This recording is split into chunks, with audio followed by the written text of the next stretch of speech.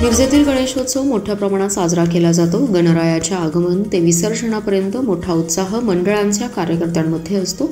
अनंत चतुर्दशीला शहरात सर्वत्र भक्तिमय वातावरण असतं। विसर्जन मार्गावर दुतर्फा गणेश भक्तांची मोठी गर्दी होती। राज्यातून तसेच कर्नाटकातूनही नागरिक मोठ्या संख्येने उपस्थित होते। मिरजेतील सर्व गणरायाचं विसर्जन मिरजेतील ऐतिहासिक गणेश तलावात झालं। विसर्जनासाठी महापालिकेने क्रेनची व्यवस्था केली होती। अतिशय दिमाखात आणि शिस्तबद्धतीने 300हून अधिक मंडळांच्या गणरायाचे विसर्जन करण्यात आले। विसर्जन पाहण्यासाठी गणेश तलावाच्या बाजूने मोठी गर्दी झाली। दुसऱ्या दिवशी दुपारी 3:15 वाजता धनगर गल्लीचा राजा या मंडळाच्या गणेश मूर्तीचं विसर्जन शेवटी झालं। मिरजेतील ऐतिहासिक गणेश विसर्जनाची मिरवणूक तब्बल 32 तास चालली आहे। शनिवार सकाळी 9 पासून गणेश मंडळातील श्रींच्या मूर्तीच्या विसर्जनास सुरुवात झाली। महापालिका प्रशासनाच्या गणपतीचं पहिलं विसर्जन झालं। त्यानंतर पवार गल्लीतील शिवाजी गणेशोत्सव मंडळाच्या श्रींचं विसर्जन झालं। परंतु खऱ्या अर्थाने मोठ्या गणपतीच्या विसर्जनाची मिरवणूक ही सायंकाळी 5 वाजल्यानंतर सुरू झाली। मिरजेतील ऐतिहासिक गणेश विसर्जन मिरवणूक पाहण्यासाठी पश्चिम महाराष्ट्रासह कर्नाटकातून गणेश भक्त मोठ्या संख्येने उपस्थित होते। विसर्जनासाठी लेझिम, झांज पथक, हलगी, ढोल ताशा, नाशिक ढोल बँड तसेच साऊंड सिस्टीमच्या द्वारे अनेक मंडळांची शाही मिरवणूक विसर्जनासाठी मार्गस्थ होत होत्या। अत्यंत उत्साहात आणि आनंदात मिरजेतील अनंत चतुर्दशीची गणेश विसर्जन मिरवणूक पार पडली। मिरजेतील गणेश विसर्जनाची मिरवणूक पाहण्यासाठी सांगली जिल्ह्यासह कर्नाटकातून नागरिक मिरजेत दाखल झाले। वाळवा तालुक्यातील शिरगाव येथील ग्रामदैवत सिद्धेश्वर मंदिरात झालेल्या लिलावात सगळ्या वस्तूंच्या दराने सगळे विक्रम मोडीत काढत नवा उच्चांक प्रस्थापित केलाय। या मंदिरात श्रद्धेतून झालेल्या लिलावात कोथिंबीर जोडीला तब्बल 20,000 रुपये इतका दर मिळाला, तर मानाचा नारळ तब्बल 41,000 रुपयांना खरेदी करण्यात आला। वाळवा तालुक्यातील शिरगाव येथील जागृत देवस्थान श्री सिद्धेश्वर मंदिरातील अखंड हरिनाम सप्ताहाच्या समाप्तीनंतर सोहळ्याच्या महाप्रसादातील शिल्लक साहित्याचा लिलाव करण्याची आणि तो शिरगाव ग्रामस्थांनी चढ्या भावाने घेण्याची पद्धत आजही जोपासली जाते। नुकताच पार पडलेल्या सोहळ्यानंतर लिलावाची प्रक्रिया घेण्यात आली।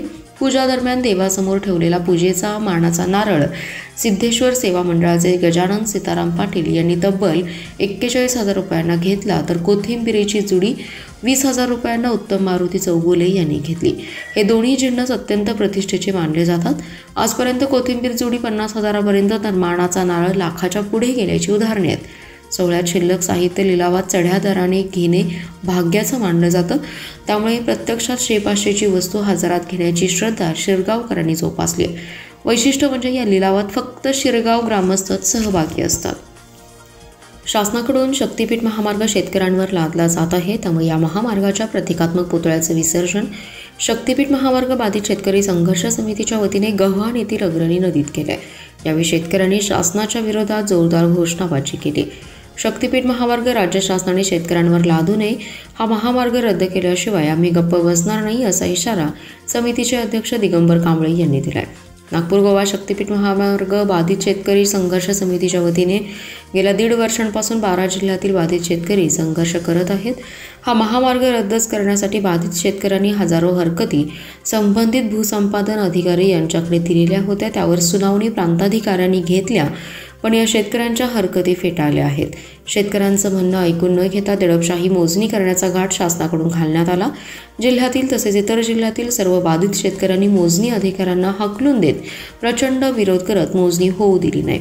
शासनाला वारंवार निवेदनं देऊन शासन दडपशाही मार्गाने अवलंबत आहे। या निषेधार्थ गव्हाण लक्ष्मी मंदिर अग्रणी नदीमध्ये शासनाच्या धोरणाचा निषेध करत अनंत चतुर्दशी दिवशी महामार्गाच्या प्रतिकात्मक पुतळ्याचं विसर्जन करून शासनाला इशारा देण्यात आलाय। तर शक्तीपीठ महामार्ग बाधित शेतकऱ्यांनी दगडाच्या शासनाची पूजा आरती करण्यात आली। रद्द करा, रद्द करा, शक्तीपीठ रद्द करा, जमिनी आमच्या हक्काची नाही कुणाच्या बापाची, शेतकरी एकजुटीचा विजय असो, विसर्जन विसर्जन, शक्तीपीठ महामार्गाचं विसर्जन, अशा जोरदार घोषणाबाजी यावेळी देण्यात आल्या। नदीत लय होड्या असल्या की शहाण्याने काठ कधी सोडू नये। आमच्यातले अनेक जण तिकडे गेले, त्यांना विशालनेच सांगितलं असेल की तिकडे जावा। विशाल कधी काय करेल याचा काही नेम नाही, असं वक्तव्य राष्ट्रवादी शरद पवार पक्षाचे नेते जयंत पाटील यांनी केलं। जयंत पाटील यांनी केलेल्या या वक्तव्यानंतर कार्यक्रमात एकच हशा पिकला। दरम्यान 2029 साली कोणी कोणाला उमेदवारी देईल याची उत्सुकता असल्याचा टोलाही त्यांनी यावेळी लगावलाय। सांगलीवाडी येथील एका कार्यक्रमात जयंत पाटील बोलत होते। यावेळी व्यासपीठावर मंत्री जयकुमार गोरे, खासदार विशाल पाटील, आमदार सुहास बाबर यांची प्रमुख उपस्थिती होती। यावेळी बोलताना जयंत पाटील म्हणाले, सुहास बाबर हे तिकडे गेलेत, पण त्यांच्याकडे देखील खूप होड्या झाल्या आहेत। नदीत लय होड्या असल्या की शहाण्याने काठ सोडू नये, त्यामुळे कोण कुठल्या होडीत बसले हे कळायला अवघड होतं। आमच्यातले अनेक जण तिकडे गेलेत। विशालनेच सांगितलं असेल की तिकडे जावा म्हणून। विशाल काय करेल याचा काही नेम नाही। सांगलीकरांना उत्सुकता आहे की 2029ला उमेदवारी कुणी कुणाला देणार, अशा शब्दात जोरदार फटकेबाजी केली। आटपाडी शहरातील आठवडा शेळ्या मेंढ्यांच्या बाजारात यंदाच्या शनिवारी 7 महिन्याच्या बकऱ्याला तब्बल 3.5 लाख किंमत मिळाली आहे। अशी 3 बकऱ्यांना एकसारखा दर मिळाल्यामुळे शेतकऱ्यांनी बाजारात शेळ्या मेंढ्यांची वाजत गाजत मिरवणूक काढली। कृषी उत्पन्न बाजार समितीच्या आवारात आठवडी शेळ्या मेंढ्यांचा बाजार महाराष्ट्रभर प्रसिद्ध आहे। त्यामुळे खरेदी विक्री करण्यासाठी शेतकरी सकाळपासून शनिवारी आटपाडीत हजेरी लावतात। शनिवारच्या बाजारात शेळ्या मेंढ्यांची तब्बल 4 कोटींची उलाढाल आहे। शनिवारी कृषी उत्पन्न बाजार समितीच्या आटपाडीच्या मुख्य बाजार आवारातील आठवडा शेळ्या मेंढ्यांच्या बाजारात 5 बकऱ्यांना मिळालेली रक्कम तब्बल 3.5 लाख इतकी आहे। यामध्ये तानाजी लवटे, अप्पा लवटे, अमोल लवटे या शेतकऱ्यांच्या बकऱ्यांना उच्चांकी दर मिळाला आहे। बाजारात शेतकऱ्यांना चांगला दर मिळत असल्याने समाधान व्यक्त केलं असून शेतकऱ्यांनी खरेदी विक्रीसाठी चांगल्या दराचा लाभ घ्यावा, असे आवाहन मार्केट समितीचे सभापती संतोष पुजारी यांनी केले। महापालिका क्षेत्रात गणेशोत्सव मोठ्या उत्साहात साजरा करण्यात आला। या दिवसाच्या काळात महापालिका प्रशासनाने 120 टन निर्माल्य संकलन केलं। तर 1583 भाविकांनी महापालिकेच्या पर्यावरणपूरक गणेशोत्सवाला साथ देत मूर्तीदान केले।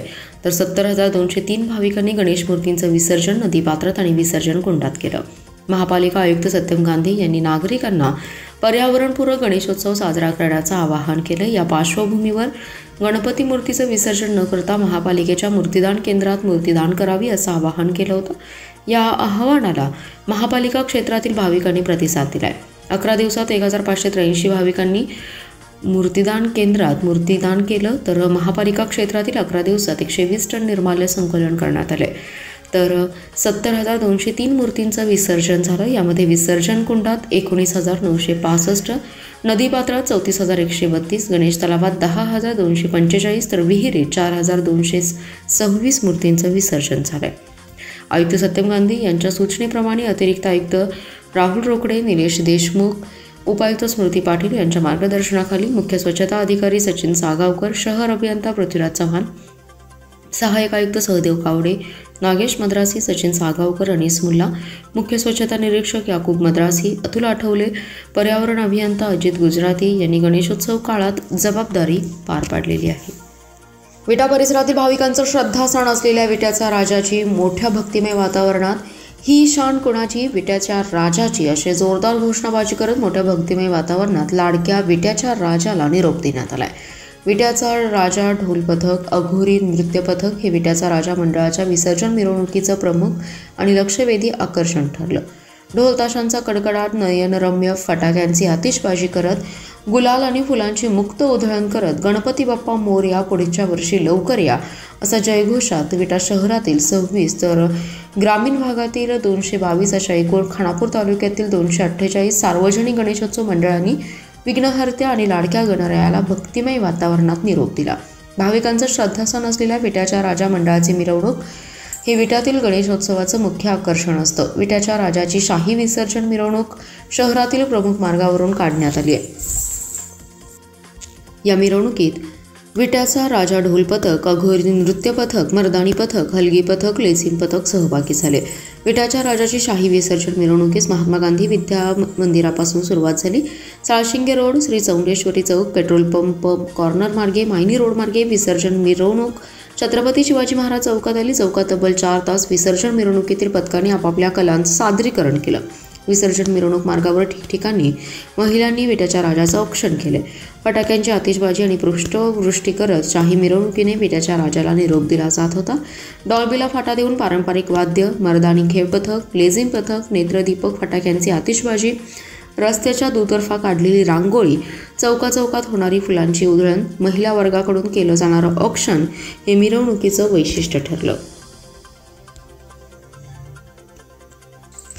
पेठ सांगली राष्ट्रीय महामार्गावरील आष्टा येथील डांगे विद्यालय बस थांबाजवळ भरधाव स्कॉर्पिओ कारने दिलेल्या धडकेत नंदकुमार विष्णू घस्ते यांचा मृत्यू झाला। याबाबत सूरज नंदकुमार घस्ते यांनी आष्टा पोलीस ठाण्यात फिर्याद दिली, तर कार चालक कर्याप्पा कासाप्पा हेगडे याच्यावर गुन्हा दाखल करण्यात आलाय। शुक्रवारी रात्री 8:30 वाजण्याच्या सुमारास डांगे विद्यालय बस थांबा येथे नंदकुमार घस्ते हे पायी चालत जात होते। यावेळी कर्याप्पा हेगडे याने चारचाकी स्कॉर्पिओ भरधाव वेगाने चालवत नंदकुमार घस्ते यांना जोराची धडक दिली। या धडकेत नंदकुमार घस्ते यांचा मृत्यू झाला। त्यांच्या पश्चात पत्नी, 2 मुली, मुलगा, सून आणि नातवंडे असा परिवार आहे। दरम्यान सांगली ते पेठ या राष्ट्रीय महामार्गावरील आष्टाजवळ सातत्याने अपघात होत आहेत। यात अनेकांचा बळी गेलाय। त्यामुळे राष्ट्रीय महामार्ग प्राधिकरणाने ठोस उपाययोजना कराव्यात अशी मागणी नागरिकांनी केली आहे।